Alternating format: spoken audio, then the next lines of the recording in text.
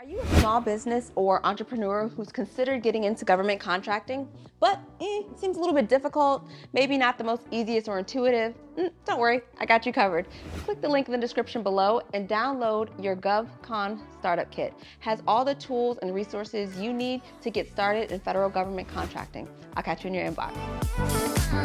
Balance is a misconception, and I challenge you to think about what it is you are currently focused on and where you're trying to go with that. Knowing and being comfortable with knowing that there is not that balance between work and life is a real thing. I think social media has done a really poor job in portraying everything as being perfect, and not enough emphasis or behind the scenes is shown with, hey, I've been doing this for a while and I'm on Team Struggle Buster. I've been doing this for a while and I'm doing great, but this is what I gave up in order to get here.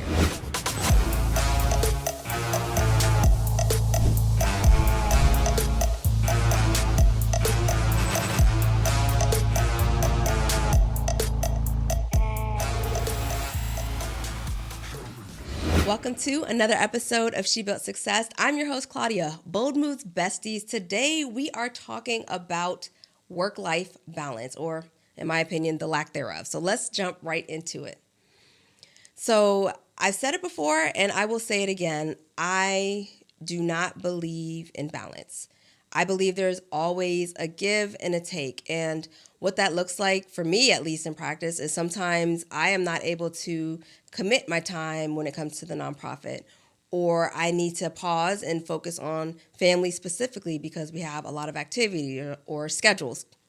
I think oftentimes, and especially in social media, it's like this nirvana of work-life balance. But if you really sit down and think about it, you're not 50% here and then 50% there. You're maybe 10% one place, 5% another, 25% over here for work, 30% for Netflix and chill. Like, it's always going to be a division of some sort. And I think we get sold this idea of being able to just have it all, and you could balance teacups and books and all that, and everything's hunky-dory, and that's not the case.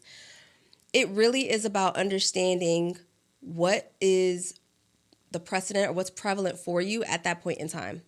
Now, work-life balance in the sense of true work. So let's say you're in corporate and you have high demands. You are being asked a lot. You are one person and they're treating you like you're five. Five people, not a 5-year-old. And you also have a family because you're a mom or a dad. You're a parent. And other responsibilities like bills and taxes and making sure that you tied your shoes the correct way, right? And you're out here and you're trying to fulfill work commitments, but then you feel guilty because you're not 100% there for your kids. And then you think that work might be suffering because you get that you're one person, but they want you to act like five. And the list goes on and on and on. And you see on social media, though, but somebody just went on this vacation and, what's it? Sun's out, guns out. Y'all know I don't quote people, but every now and again I try to sprinkle them in there. But no, but seriously, it's you kind of envy the fact that they're on vacation and they're joyous and carefree, when really the truth of the matter is they chose to take that time to do the vacation, or maybe it's a stunt for social, who knows. But knowing and being comfortable with knowing that there is not that balance between work and life is a real thing. And I want to continue to step down what it means to achieve not balance or balance. Balance is a misconception. And I challenge you to think about what it is you are currently focused on and where you're trying to go with that. So I gave the example of corporate. I'll use my own.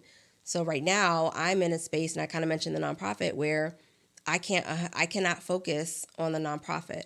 I'm focused on work. I'm focused on the kids in school, the kids in their activities, and then my me time, because I do make time for me. And so I'm, in that regards, the nonprofit has not been at the top of this like it had been in the past, But at the same time, I recognize that it's not at the top of the list. And I'm okay with that because what's that? It's the opportunity cost versus the sunk cost. I made the decision to say, okay, I know I have to pause being at the forefront of this for the moment to focus on being present for the kids and their activities and their schedules and their social lives, because they try to go everywhere, but don't nobody drive yet. And it's like, come on, y'all. Like, I'm mommy Uber. And so there's that. But the one thing that I do prioritize and I make sure is important to me is that I make time for myself. So that could be getting my nails done, doing reading. Like, I've picked back up reading a lot now. I paused that for a little bit when I was in a very fast-paced go type of mentality. I still am, but I pull back a little bit because I wanted to be able to enjoy reading. So that's business books for me. I do devotionals. Devotionals I do regularly, so I always have something in rotation. And that's okay for me. And am I 100% committed to all the things that I just listed that are my priorities for now? I'm 100% committed in the fact that I'm showing up for it. But even then, there are going to be times where I'm focused on work while the kids are doing their thing. And then there are times where I shift that focus and focus on them and be present for them. The other thing I want to talk about is like multitasking and what that looks like. So I know there's different opinions on this as far as like I can multitask and I can do all the things and I can, make it all happen at the same time. I challenge that too, because even then your attention is being drawn from something else to something else. So you might be listening to something in the background and trying to type out a paper. And when I say listening to something, for me, I can't listen to music with words and write, or music with words and focus. It's a distraction, especially if I know the song, because then I'll be singing along with the song. But when it's like, for me, classical music, just instrumental music in general, I could focus with that because it's not taking my brain power, even if it's in the background. It's something that I don't know. Now, if it's a composition that I'm familiar with, then I get excited and I start humming and stuff. But if it's, for the most part in general, for me, it's, if I need to focus, it's going to be instrumental type music or no music. I mean, I tend to, my kids don't like it, but I tend to ride around in the car with nothing, no sound. And I do that for a number of reasons. For me, it's to be able to think just with no distractions, no noise, no nothing, just quiet. And that includes going to school, because they be in the car with me and it'd be quiet and everything's good for me anyway. But sometimes that gives me time to think. That gives me time, me and God, time to just chit chat and talk and catch up, so to speak. It gives me time to sometimes decompress or process something that I'm actively going through. And so in that space, I wouldn't necessarily call that me time, but I guess it is, because it's quiet, it's me, and it's me being reflective. But I don't do balance. I don't feel like that's a real thing. Hell, even I got another one for me. I'm just gonna put me all on the chopping block today, y'all. I'm just give it all to you. But the other thing, health, or even more than health, is for me exercising. I have my ebbs and my flows of exercise. And there are times where I'm like on it. I'm exercising 6 out of 7 days a week. I do like 20 to 30 minutes, and I'm like, boom, we're good. Da-da-da-da. I get excited, and then I get discouraged, and I stop. And that discouragement and that stopping, it's like, I know I need to exercise more. I know, we need to get back on the healthier team bus. So I know all those things, but where is it in the priority? So when I find that I start slipping on that, it's like, okay, you're out of whack there. There's, you need to do something to bring it back. And yes, I guess to some degree you could look at the exercise as a me thing, but it's also for me longevity. Like, I'm trying to make it to like 100. I don't know. I like that number. It's like I could say I'm a century. And yes, at 100, I'm like, dude, I'm a century. So, I'm trying to get there. So in order to do that, I got to focus on health. But even then, there's that ebb and that flow is me prioritizing, do I want to do it? And there are times I don't want to do it, and I force myself to do it anyway. So I do like my Peloton stuff. I do other things, other type of smaller group exercises, things like that. But it really is, how am I going to show up for myself to better my health, right? So again, that's just another putting me on the chopping block, is how I balance, or in some cases don't balance and just let it go. But I'm curious what your thoughts are on that work-life balance, because I think social media has done a really poor job in portraying everything as being perfect, and not enough emphasis or behind the scenes is shown with, hey, I've been doing this for a while and I'm on Team Struggle Buster. I've been doing this for a while and I'm doing great. But this is what I gave up in order to get here. So another example for me is with government contracting. So there was a time in 2020 and prior, where I was working with small businesses. My company was doing digital marketing, and we were heavily focused on it for small business while still maintaining our government contracts. And it got to a point post 2020 where I was like, I can't focus on this right now. I have to strengthen our government arm and make sure that we're secure and solid with how we're approaching not only in the federal space, but in the state and local space. And so for me, while I would have loved to have been able to continue both small business work and government contracting work, I didn't, because I knew that I had to put one down in order to strengthen the other. So again, to me, that's just another give and a take.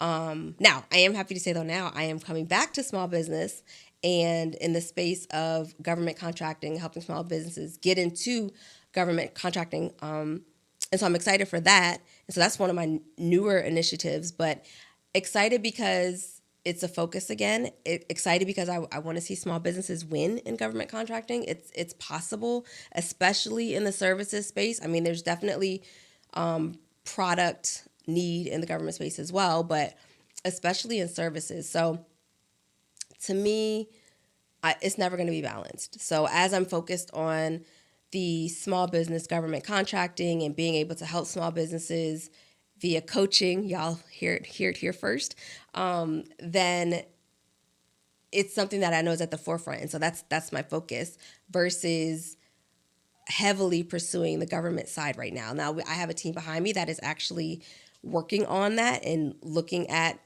procuring additional government contracts for building those relationships, but knowing that I can kind of pull back on that is a good thing. And I challenge you to think about that. Where are the areas in your life that you may need to pull back or you may need to amp up? Because work-life balance is not a thing. It's just not. Can you be present in both? Yes. I don't believe you can be present simultaneously in both. So you're taking a call because you're in a meeting and, you're trying to have playtime with your kids or something. Like, that doesn't make sense. Like, focus on one or the other, right? Don't sit here and think that and that's the other, don't sit here and think, y'all gonna sometimes get me on a soapbox, but don't sit here and think that you have to bring all the things and simultaneously hold all the things at once. Give yourself some grace and know that it's okay that you don't always have to show up 100%. Hell, I was sick not too long ago. I just had a cold, and initially I was like, okay, so I can't really interact with the kids because sports was coming up for them. I didn't want to get them sick, and then the whole house is sick and whatever. And so I had to pull back. Now, we still talk via text because that was a safe thing to do, but I knew that I couldn't be 100% there, but I also knew I had to get healthy, right? I had to feel better. And so mindset wise, it was, okay, I can't, cart the kids in the prep for the season, but I can make sure that I get healthy and my partner, take up the slack in that regards and does the carting around so I get better. And that was something I was okay with. And now contrast that with me, maybe 6 or 7 years ago, I would have done all the things and I would have done it by myself and I wouldn't have said I need help and I would have just been sick and pushed through it. And then I know one time I got walking pneumonia. Y'all, okay, story time on this one.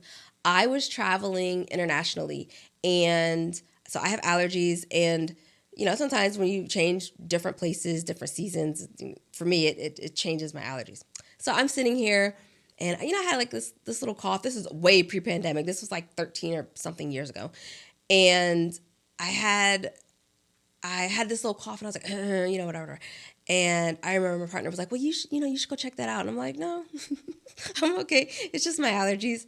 No, it ended up being walking pneumonia. I ended up going to the urgent care, and they diagnosed me with walking pneumonia. So I don't play now. I mean, any little slight of something, I will make sure, I do my list. Is it allergies? Am I good? No, any fever? Da, da, da. But I guess I say all that to say, there are going to be times where you're out of commission. Be okay with being out of commission. Just, have some backup plans. Have some other resources in your back pocket to be able to call on. And if it's just you, then give yourself the grace to have that downtime and know that, things are not going to completely fall apart. So yeah, so back to work-life balance. So yeah, I was saying social media does a disservice on portraying it as everything is balanced and perfect. We don't have time to be sit here and juggling it all and bumping up against burnout and, tapping out on mental health. And we don't have time for that. Like, you need to be able to be at your best, and you need to be able to define what it is your goals are for that period or that season that you're focused on. Otherwise, you are going to accomplish nothing. You'll make little strides in each little pot, but nothing is going to be finished completely through. And if you need to, get an accountability buddy or, hit me up. I'll more than happily have the conversation to help get you focused. But I think that understanding that balance will not happen is paramount. And being clear on what will happen for you at that point in time is also just as important. Now, my other gripe on the whole, here we go, we're going to have this perfect work-life balance is sometimes work wins. And that's the truth, even as a mom, right? Even as a parent. Sometimes work wins, and that's the focus, because I have had times where I have had to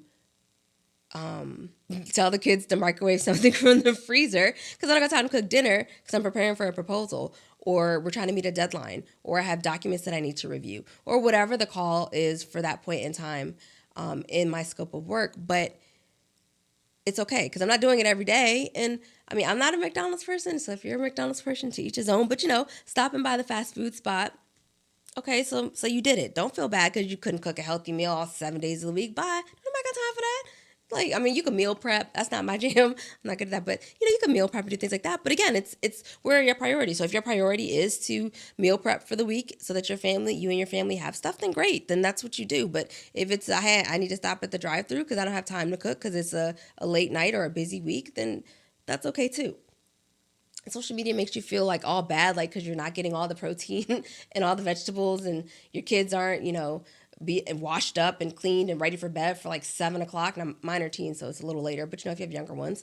And so it's no, it's okay. It's okay. It's okay if you're tired. It's okay if you need to take a minute and close your room door and cry.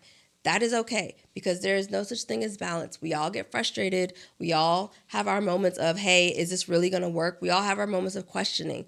But again, defining what you want to do as a goal and working towards that is more important than trying to have, 15 goals at simultaneously done at the same time and trying to put yourself in each of those goals to be able to accomplish them all at the same time. It's just not going to happen. You're going to burn out.